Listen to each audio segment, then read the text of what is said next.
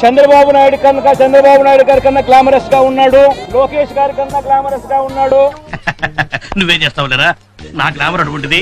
అందుకనే కొడాలి నేను చూసినా ఆ మనిషికి నువ్వేదో కొంచెం తేడాగా కనపడుతున్నావే. జీర్ణించుకోలేని ఆక్రోశము వంశీని చూసినా కూడా, ఎందుకంటే చంద్రబాబు నాయుడు గారి కన్నా చక్కగా ఉంటారు కాబట్టి వీళ్ళిద్దరు.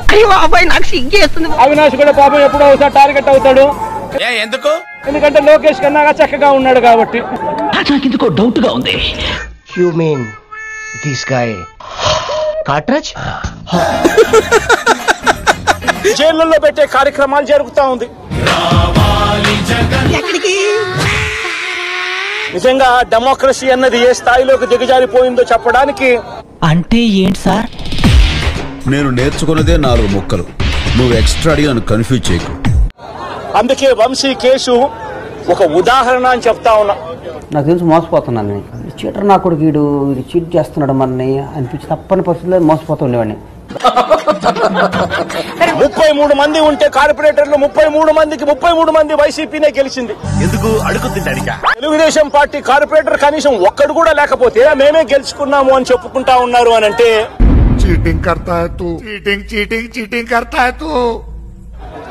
నిజంగా పోలీసులు అనే వాళ్ళు చంద్రబాబు నాయుడు గారి హయాంలో ఏ స్థాయికి దిగజారిపోయి ప్రజాస్వామ్యాన్ని కూని చేస్తా ఉన్నారని చెప్పడానికి నిదర్శనం. ఈ రోజు సొసైటీలో ఉన్న ప్రాబ్లమ్స్ గురించి ఆలోచిస్తుంటే నాకు గూస్ పింపుల్స్ వస్తున్నాయి సార్. అసలు గూస్ పింపుల్స్ గురించి ఆలోచిస్తుంటే మళ్ళా గూస్ పింపుల్స్ వస్తున్నాయి. చట్టం ముందు నిలబడేట్టుగా చేస్తాం, బట్టలు ఊడదీస్తాం. చేస్తున్నావా? గుడ్డలోడు తీసుకొడతా. నన్ను కొట్టడానికి మీరు గుడ్లోడు తీసుకోవడం ఎందుకనే? అలాంటి చోట వైస్ ప్రెసిడెన్సీని వయసుని ఎన్నుకునే ఎన్నిక. మహానుభావులు మాట్లాడే మాటలు అస్సలు అర్థం చేసుకోలేవు. మహానుభావులా ఎక్కడ ఉన్నారా? వయసుని ఎన్నుకునే ఎన్నిక, వైస్ చైర్మన్ ఎన్నుకునే ఎన్నిక. అద్భుతం, మహాద్భుతం. ఎన్నిక జరిగితే వైసీపీకి ఎలాగో వైసీపీలోనే బట్టి పట్టుకొచ్చాను. ఇప్పుడు మీ ఇష్టం వచ్చి మార్చేస్తారేంటి? అనవసరం కన్ఫ్యూజ్ చేయకండి. వైసీపీ వాళ్ళను దౌర్జన్యం చేసి తీసుకునే పరిస్థితి లేకపోయేసరికి అరే నేను ఒక రిథంతో ప్రాక్టీస్ చేశాను స్వామి. నువ్వు మధ్యలో ఆపేసావు అనుకో, నేను ముందు నుంచి రావాల్సి వస్తుంది. నా ప్రాబ్లం అర్థం చేసుకోవు. తెలుగుదేశం పార్టీ వాళ్ళు ఎన్నికనే పోస్ట్ పోన్ చేశారు.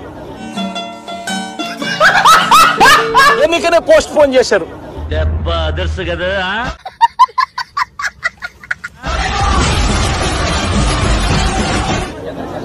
అంటే వీళ్ళకి అనుకూలమైన వాతావరణం వచ్చేదాకా ఎన్నికలు జరపరు. నీలో నాకు నచ్చేది ఇదేరా, కొంచెం లేట్ అయినా నిజం నీ అంతట నువ్వే తెలుసుకుంటావు. కోర్టు పర్యవేక్షణలో ఉన్న కేసులకు సంబంధించిన పరిస్థితులు ఇవి. వీళ్ళకి అనుకూలత వచ్చేదాకా పోస్ట్ పోన్మెంట్. ఇలా ప్రతి సందర్భంలోనూ కూడా నా కథ మారింది, ముళ్ళ కంపలో పడ్డాను. సందర్భంలోనూ కూడా డెమోక్రసీని కూని చేస్తా ఉన్నారు. నా కర్మ కాలింది, కత్తి మీది సామైంది. పోలీసులను వీళ్ళు ఇష్టానుసారంగా వాడుకుంటా ఉన్నారు. మహానల మహారాజుకే తప్పలేదు భాయి. నేను ఇవాళ ఒకటే చెప్తా ఉన్నా, ప్రతి పోలీసు వ్యక్తికి కూడా చెప్తా ఉన్నా, మీ టోపీ మీద ఉన్న 3 సింహాలకు కనిపించే ఆ సింహాలకు సెల్యూట్ కొట్టడం మొదలు పెట్టండి. నాకే ఎదురు నుంచి మాట్లాడాలా? సరే అన్నా, నా మాట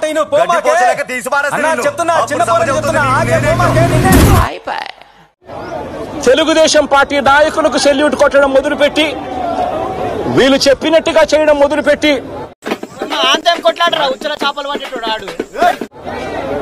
అన్యాయాలు చేయడం మొదలు పెడితే మాత్రం ఎల్లకాలం తెలుగుదేశం పార్టీ ప్రభుత్వమే ఉండదు అని చెప్పి,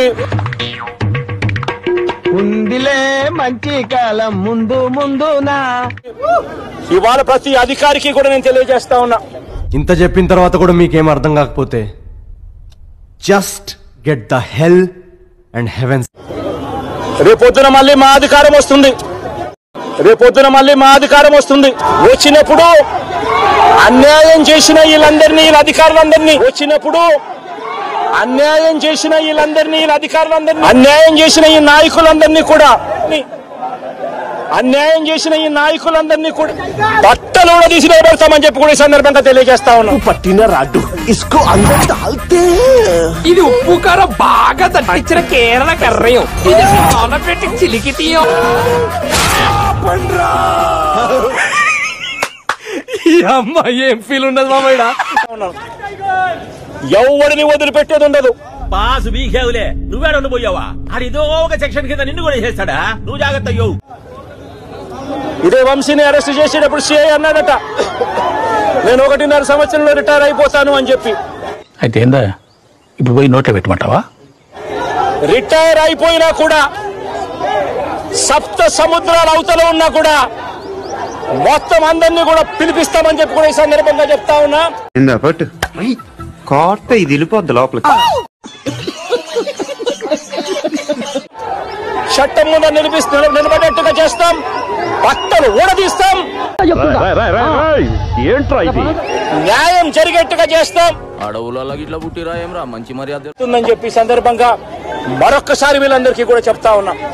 అన్యాయంలో భాగస్వాములు కావద్దండి. చూడటం కాదండి మీరు చెయ్యాలంతే. మీరు ట్రై చేస్తారన్నారంటే అది ఓకే అయిపోయిన